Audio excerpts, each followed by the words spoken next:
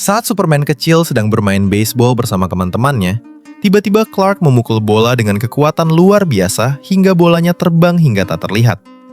Temannya pun langsung menyerah bermain dengannya karena merasa itu tidak adil.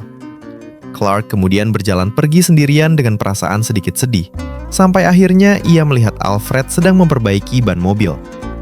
Dari jendela mobil, Clark melihat Bruce, seorang anak orang kaya yang tampak sama murungnya.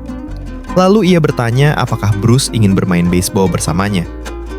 Awalnya Bruce ragu, tetapi setelah Alfred terus membujuknya untuk pergi bermain, Bruce akhirnya menerima ajakan itu dan mereka pun pergi bersama.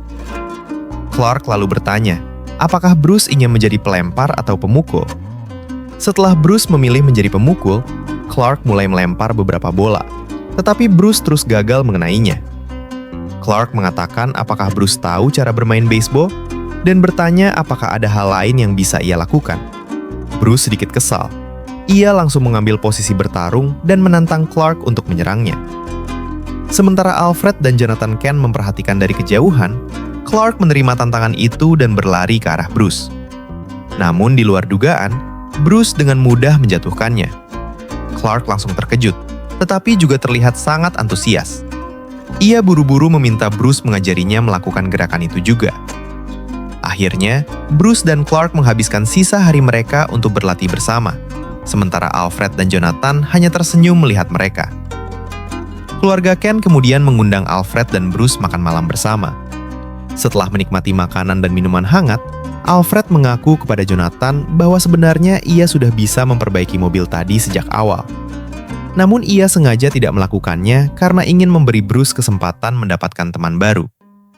Jonathan pun tersenyum dan berkata bahwa itulah yang juga ia harapkan untuk Clark. Malam harinya, Bruce dan Clark duduk bersama. Tiba-tiba Bruce menyerang Clark menggunakan sebuah ranting pohon. Clark kebingungan dan bertanya kenapa Bruce melakukan itu. Bruce lalu mengatakan bahwa ia tahu Clark sebenarnya jauh lebih kuat daripada yang terlihat. Kemudian bertanya kenapa Clark selalu menyembunyikannya.